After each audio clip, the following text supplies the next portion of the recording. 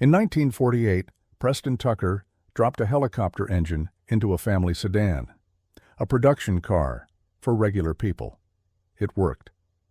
That's when Detroit decided he had to be destroyed. Preston Tucker was a dreamer, but he was also a hustler, and in 1946 America, that combination was about to matter. Tucker had been around cars his whole life.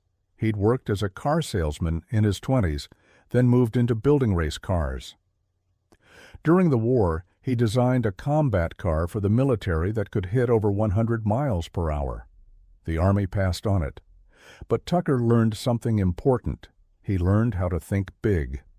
Now here's the thing about America right after World War II. The country was starving for new cars, literally starving. During the war, civilian automobile production had stopped completely, where every factory was building tanks, planes, engines for the military. By 1945, the average car on American roads was over 8 years old. People had money, they had jobs. What they didn't have was anything new to buy. So when the war ended, everyone expected Detroit to deliver something spectacular. The future had arrived. We'd won the war. Surely the Big Three would give America the cars of tomorrow. They didn't. General Motors, Ford, and Chrysler did what large corporations do. They played it safe. They dusted off their pre-war designs, slapped on some new chrome, and called it innovation. The 1946 models looked almost identical to the 1942 models. Same basic engineering, same basic thinking. Detroit was printing money, so why take risks? Preston Tucker looked at this situation and saw opportunity. In 1946, he announced plans for something he called the Tucker Torpedo, later renamed the Tucker 48. He promised it would be the car of tomorrow, today. Rear engine, disc brakes, fuel injection, a padded dashboard, a windshield designed to pop out in a crash instead of shattering into your face. Safety features that wouldn't become standard for decades. The public went absolutely crazy for it. Tucker collected over $50 million in dealer franchises and accessories before he'd built a single car. Then he did something audacious. He leased the Dodge Chicago plant, the former factory that had built engines for B-29 bombers during the war. It was 130 acres under a single roof, the largest factory in the world at the time. Imagine having the world's biggest factory and almost no way to pay for what goes inside it. That was Tucker's starting point. Big dreams, massive space, almost no capital. But Tucker had a vision for something revolutionary. The problem was the engine. Preston Tucker promised America the car of the future. And the engine he described? It sounded like science fiction. A 589 cubic inch flat six, fuel injection, a hydraulic torque converter instead of a conventional transmission. In 1947, this wasn't just ambitious. It was borderline insane. To understand why, you need to know what American cars were running in that era. Flathead V8s, carburetors that needed constant adjustment, 3-speed manual transmissions that ground their gears if you looked at them wrong. Fuel injection existed, sure, on aircraft engines, on racing cars that cost more than houses, not on anything you'd park in your driveway. Tucker wanted to change all of that. And he found the man who could theoretically make it happen. Ben Parsons was the kind of engineer who made other engineers nervous. Brilliant, obsessive, completely uninterested in whether something had been done before. When Tucker described his vision for the most advanced automobile power plant ever built, Parsons didn't blink. He started drawing. The design that emerged was genuinely revolutionary. The flat six configuration meant a lower center of gravity than any competing American car. The fuel injection system would deliver precise fuel metering at any throttle position, eliminating the stumbles and hesitations that plagued carbureted engines. And the torque converter. That was the real magic trick. See, conventional transmissions of the era required the driver to manually select gears. Clutch in, shift, clutch out, hope you didn't stall. Tucker's torque converter would handle all of that automatically. Smooth, seamless power delivery from a standstill to highway speed. No shifting required. On paper, the Parsons engine made over 150 horsepower. Respectable for the era. More importantly, it delivered that power in a way no American car could match. The fuel injection alone was 20 years ahead of its time. Most American cars wouldn't see fuel injection until the late 1960s. There was just one problem. The engine kept exploding, not dramatically, not in fireballs, but in the way that matters most to engineers. Components failed, seals leaked. The fuel injection system, so elegant in theory, proved nightmarishly difficult to calibrate in practice. And the torque converter? It worked beautifully for about 10 minutes. Then it overheated and stopped working entirely. Parsons and his team would fix one problem and two more would appear. The flat six configuration that promised such a low center of gravity also created cooling challenges nobody had anticipated. The fuel injection system needed tolerances that 1940s manufacturing could barely achieve. Every solution created new complications. Tucker watched the calendar with growing dread. Because while his engineers wrestled with thermodynamics and fluid mechanics, something far more dangerous was happening in Washington. The Securities and Exchange Commission had opened an investigation into Tucker Corporation. The charge, essentially, was fraud. Tucker had taken money from dealers and investors based on promises of a revolutionary automobile. If he couldn't produce actual cars, actual running vehicles that people could see and touch and drive, he would be prosecuted. His company would be seized. Everything he'd built would disappear. The timeline was brutal. Tucker needed production cars, not prototypes, not hand-built show vehicles, real automobiles rolling off a real assembly line, and he needed them soon. But you can't will an engine into existence. You can't make metallurgy cooperate through sheer determination. The Parsons engine needed more development time. Months, probably, maybe a year. Time Tucker simply didn't have. The irony was painful. Tucker had promised America the most advanced engine in automotive history. His engineer had delivered exactly that. A power plant that worked perfectly on paper, incorporated technologies decades ahead of their time, and represented genuine innovation in every major system. It also caught fire during testing, repeatedly. This is the moment where most stories would end. Visionary entrepreneur makes impossible promises, reality intervenes, company collapses. It's a familiar pattern. The automotive industry is littered with the wreckage of companies that couldn't bridge the gap between ambition and execution. But Tucker wasn't most entrepreneurs, and he was about to make a decision that would define his legacy in ways nobody could have predicted. He needed an engine that actually ran, not the best engine, not the most advanced engine, just something that would start, run, and keep running long enough to prove his cars were real. With the SEC breathing down his neck, Tucker found one in the strangest place imaginable. So Tucker needed an engine, fast. The 589 was dead, the SEC was circling, and every day without a working prototype was another day closer to complete disaster.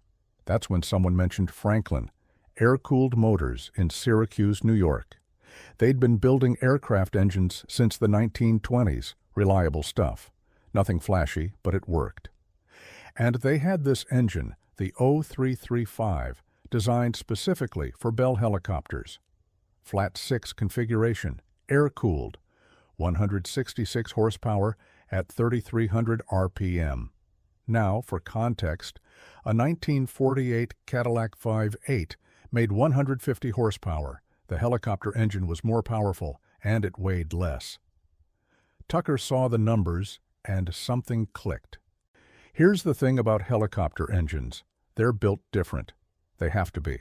When you're hovering a few hundred feet in the air, engine failure means you fall out of the sky. So helicopter power plants are engineered for reliability above almost everything else. Smooth power delivery, consistent performance. The kind of dependability that keeps pilots alive. Tucker wanted that in a car. The problem was obvious. The Franklin 0335 was designed to spin rotors, not wheels. It sat in a helicopter with the crankshaft pointing up. The accessories, the cooling, the exhaust, everything was configured for aircraft installation. You couldn't just bolt it into an automobile and expect it to work. Tucker's solution was characteristically audacious. Flip it upside down. He approached air-cooled motors with a proposal. License the engine design, modify it for automotive use, and buy them in quantity. Franklin was interested. The helicopter market was competitive, and having a second revenue stream from automotive applications made business sense. They struck a deal. Now Tucker needed someone who could actually make this work. Enter Jimmy Sakuyama. Sakuyama was a Japanese-American engineer who'd spent the war years proving his loyalty to a country that had questioned it. He was brilliant, methodical, and he understood engines at a fundamental level. Tucker hired him to lead the conversion effort, and it turned out to be one of the smartest decisions he ever made. The challenges were substantial. When you flip an engine upside down, gravity stops being your friend. Oil that normally drained into the sump now wanted to pool in the wrong places. The cooling system, designed for the airflow patterns of a helicopter installation, had to be completely rethought for a rear-mounted automotive application. Every accessory, the generator, the fuel pump, the distributor, needed to be repositioned or replaced entirely. Sakuyama and his team worked around the clock. They had weeks to accomplish what should have taken months, maybe years. The pressure was relentless. Tucker needed a running prototype to show investors, to prove to the SEC that this wasn't a scam, to demonstrate that the Tucker torpedo was real. The exhaust system alone was a nightmare. Aircraft engines typically exhaust straight out into open air. Cars don't have that luxury. Sakuyama had to design a system that would route exhaust gases from a rear-mounted engine without cooking the passengers or creating back pressure that would strangle performance. Then there was the matter of torque characteristics. Helicopter engines are optimized for steady-state operation. You bring them up to speed and hold them there. Car engines need to respond to constantly changing demands: acceleration, deceleration, hills, passing maneuvers. The Franklin had to be retuned for a completely different duty cycle. The cooling situation was particularly tricky. Air-cooled engines depend on airflow across their cylinder fins to dissipate heat. In a helicopter, the rotor downwash provides plenty of cooling air. In a car, especially one with the engine mounted in the rear, you have to create that airflow artificially. Sakuyama designed a system of ducts and fans to keep the Franklin from overheating in traffic. Week after week, the team solved problems that seemed unsolvable. They fabricated custom parts. They tested and failed and tested again. They worked through the night, fueled by coffee and the knowledge that everything depended on getting this right. And here's what makes this story genuinely remarkable. They pulled it off. They took an engine designed to lift helicopters off the ground and made it push a car down the highway. In weeks. While their boss was being investigated for fraud. While the entire automotive establishment was betting against them. The converted Franklin wasn't perfect. It had quirks. It required maintenance procedures that would confuse mechanics trained on conventional engines. But it ran. It made power. It could move a Tucker torpedo down the road at speeds that embarrassed cars costing twice as much. Sakuyama had done something that automotive engineers said couldn't be done in a time frame they said was impossible. But making helicopter power work in a car required solving problems no one had faced before. So let's talk about what actually powered this thing. Because the Tucker 335 engine is where the story gets technically interesting. 335 cubic inches of displacement, horizontally opposed 6-cylinder configuration, air-cooled. And here's the number that matters most, 320 pounds. That's it. The whole engine weighed 320 pounds. For context, a contemporary Cadillac Vive 8 weighed over 600 pounds. So Tucker's engine was nearly half the weight while producing competitive power, 166 horsepower in stock form. Later versions pushed well over 200. Now, why was a helicopter engine so much lighter? Different engineering philosophy entirely. Your dad's car engine was designed to idle at stoplights, to lug around in traffic, to survive being revved and then left sitting.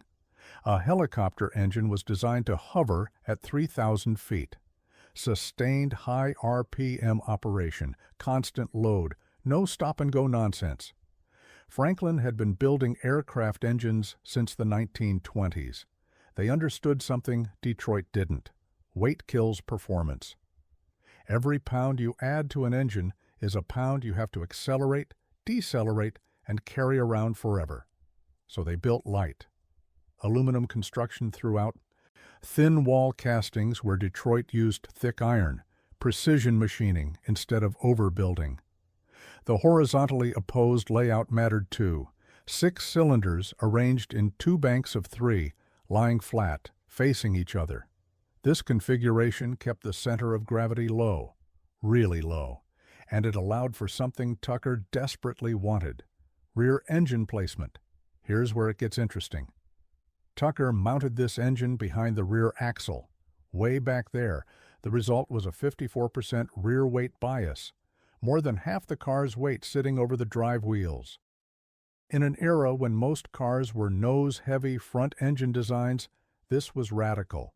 The handling implications were significant.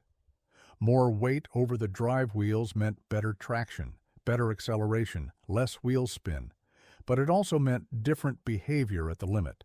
I oversteer instead of understeer. The rear end wanted to come around if you pushed too hard. Porsche would spend decades refining this same layout. Tucker was doing it in 1948 with a converted helicopter engine.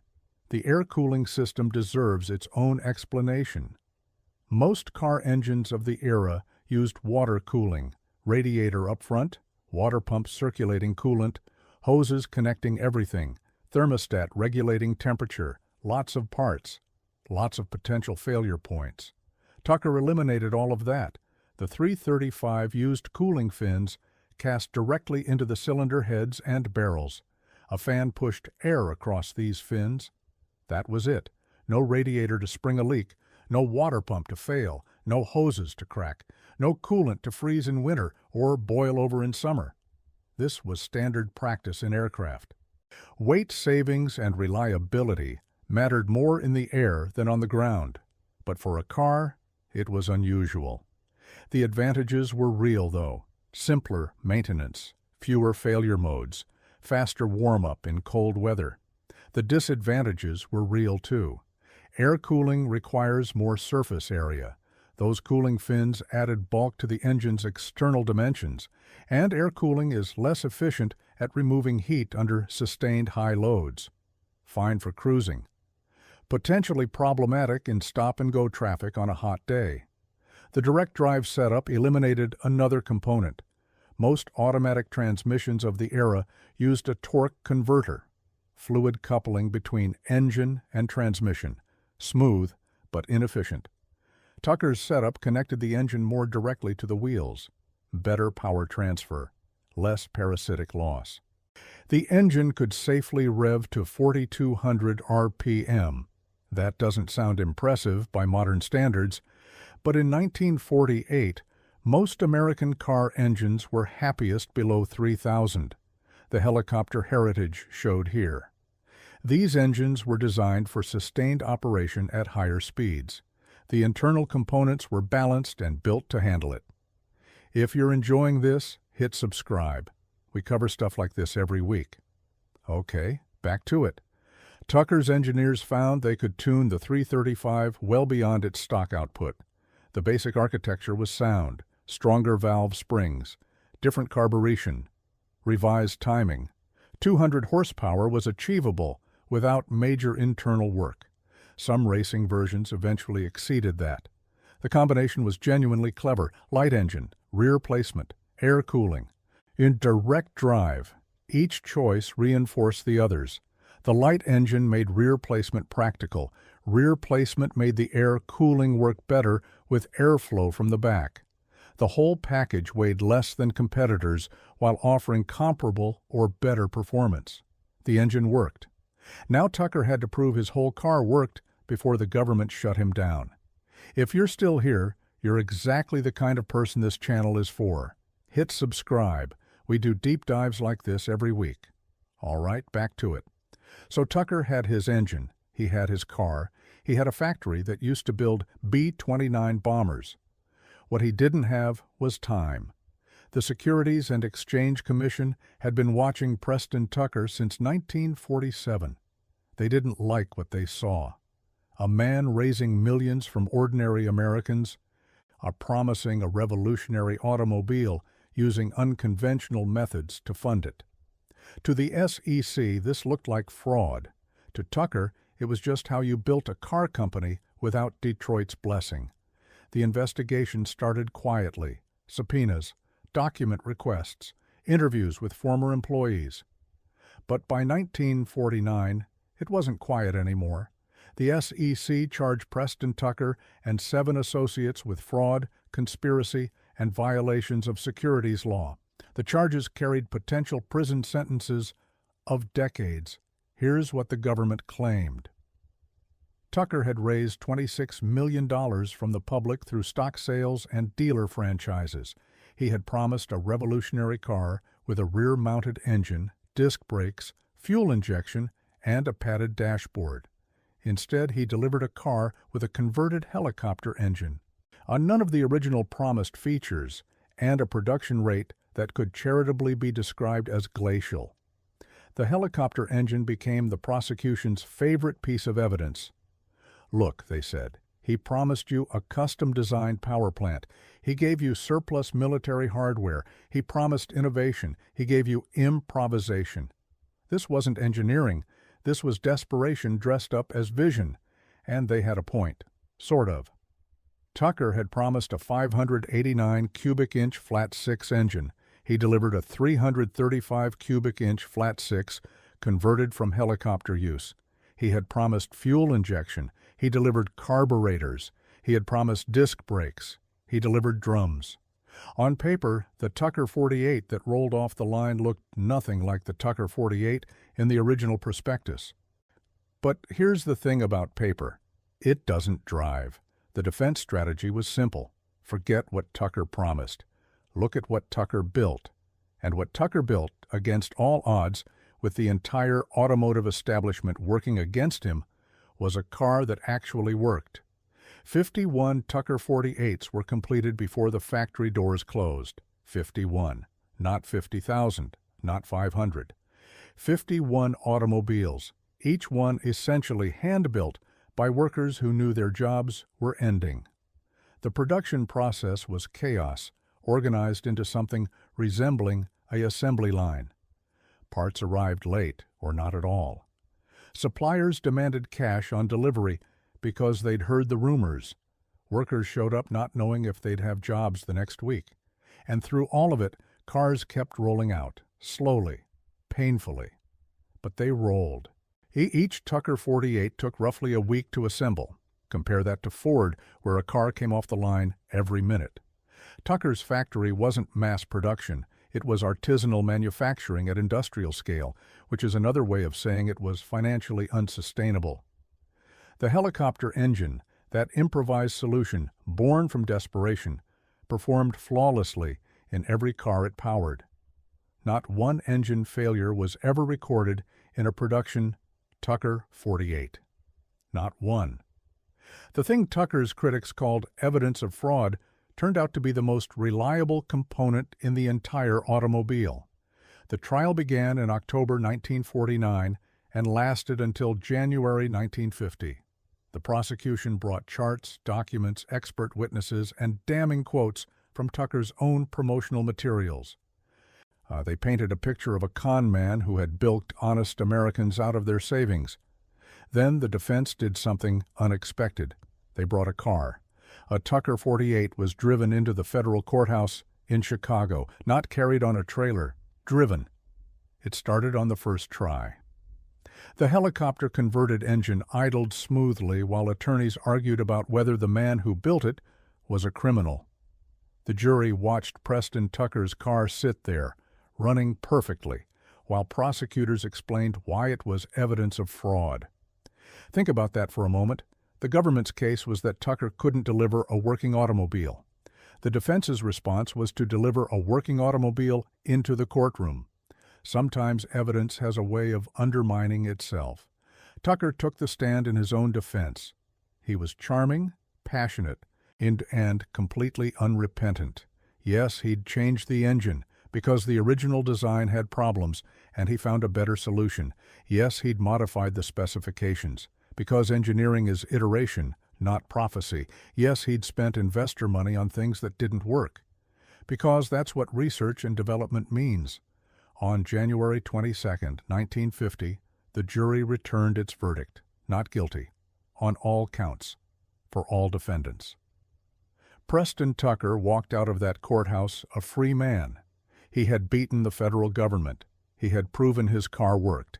He had vindicated his vision. But his factory was already closed. His workers had already scattered. His suppliers had already moved on. The Tucker Corporation was dead, killed not by a guilty verdict, but by the investigation itself. Tucker won his trial but lost his company. The helicopter engine, however, had a longer story. So here's where the story gets uncomfortable. Not uncomfortable because of what Tucker did. Uncomfortable because of what was done to Tucker. Let's talk about steel. In 1947, America was producing more steel than any nation in history. The mills were running. The metal was flowing. Tucker needed steel to build cars. He had the money to pay for it. U.S. Steel had plenty of inventory. Simple transaction, right? Tucker's orders couldn't be filled. Suddenly, mysteriously. The steel that should have gone to Chicago went to Detroit instead. Ford got their shipments. General Motors got their shipments. Chrysler got their shipments. Tucker got excuses. His purchasing agent testified about this, under oath. Suppliers told him directly that they'd been warned, not asked, warned. Don't sell to Tucker.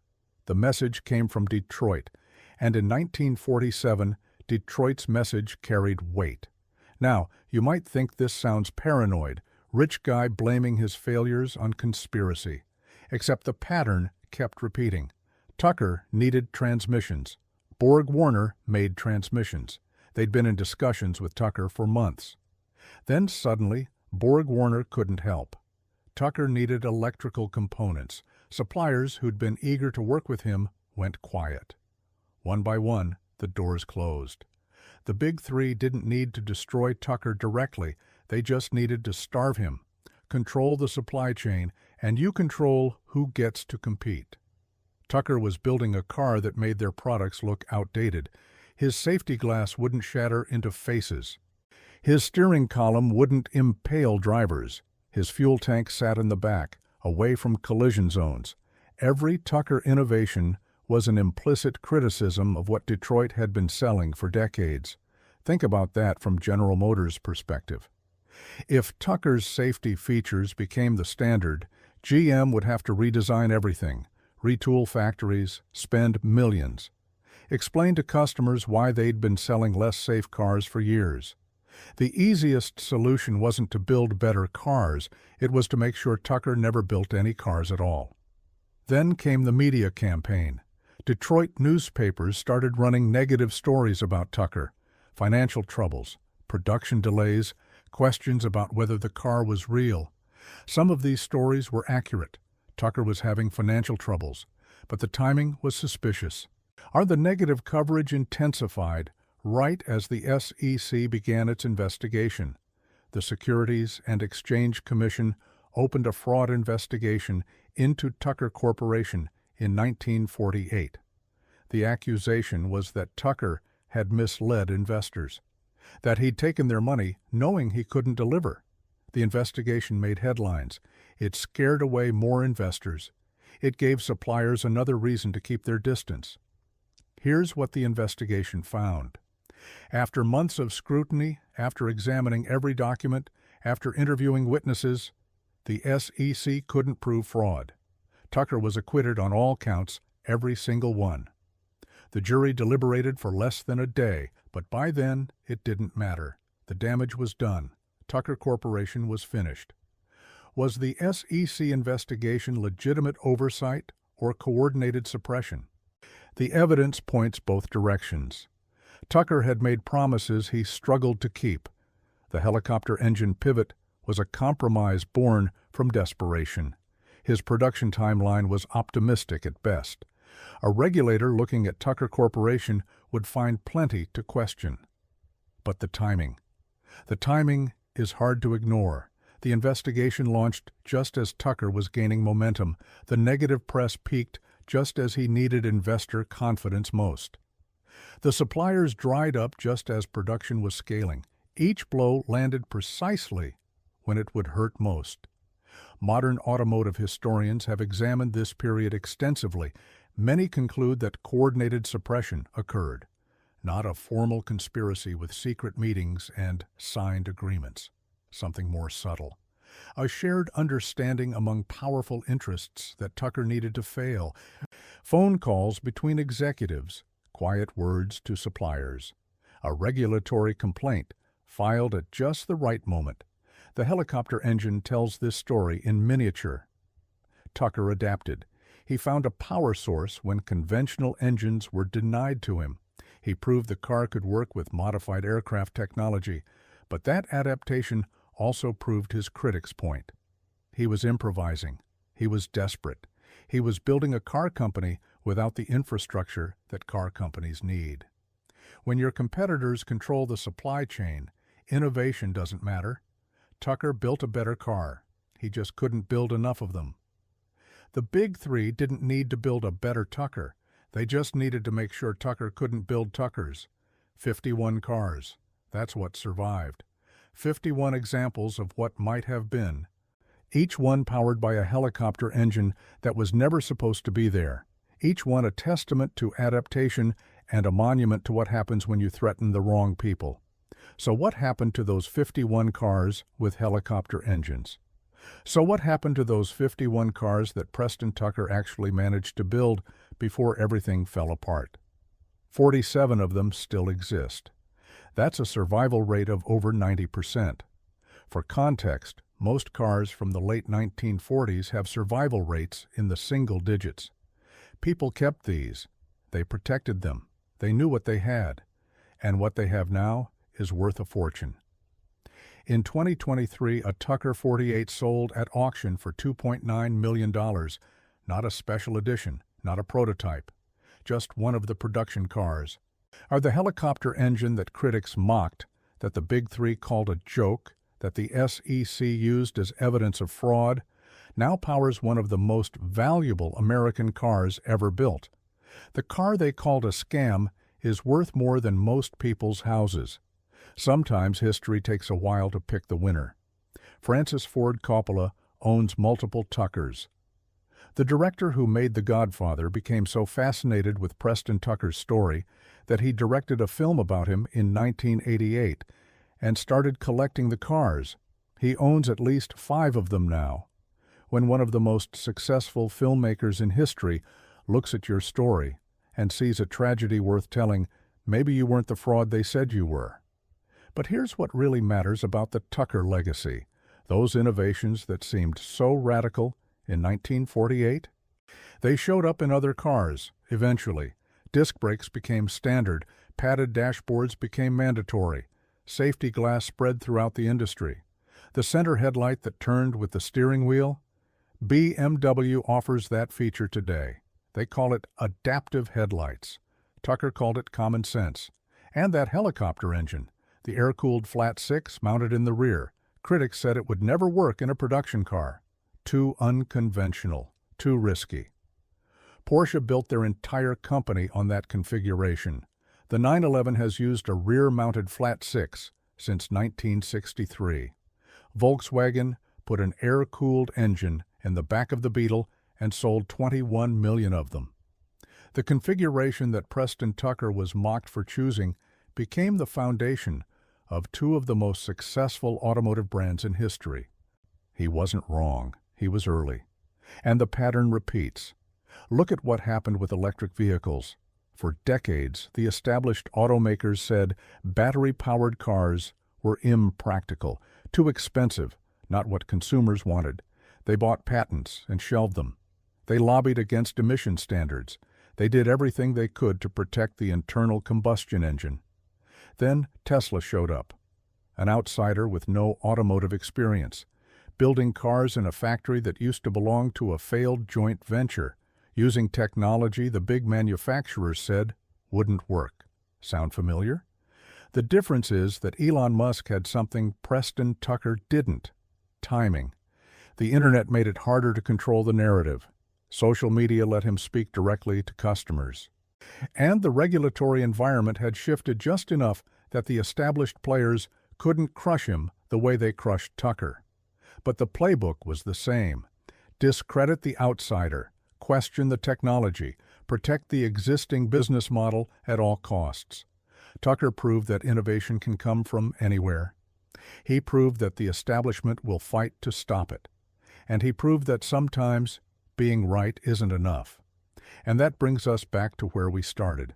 So here's the thing. Preston Tucker put a helicopter engine in a car because nobody would sell him a real one. The big three made sure of that. Every supplier, every parts manufacturer, every machine shop that wanted to stay in business knew better than to help the guy trying to disrupt Detroit. And Tucker's response? He found a military surplus engine designed for helicopters, flipped it around, and made it work. The desperation move became the car's signature, that smooth rear-mounted flat-six that everyone remembers. It only exists because Tucker had no other choice. That's how innovation actually works sometimes. Not from unlimited budgets and research departments, from being backed into a corner with nothing left to lose. Tucker's real crime was never fraud. It was threatening the status quo. He showed that a small company with big ideas could build something better than the giants. And the giants noticed. Preston Tucker died in 1956. He was 53 years old. Broke. Exhausted from fighting battles he was never meant to win. The company that destroyed him kept making cars for another 50 years. But here's the ending nobody expected. Those 47 Tucker 48's, they're still running, still showing up at car shows, still worth more than everything Tucker ever owned combined. The cars outlasted everyone who tried to stop them. Sometimes the dreamers lose, and still win. If you've ever seen a Tucker in person, drop it in the comments. Think I missed something about the engine story? Tell me. Subscribe if you want more of these. We do this every week.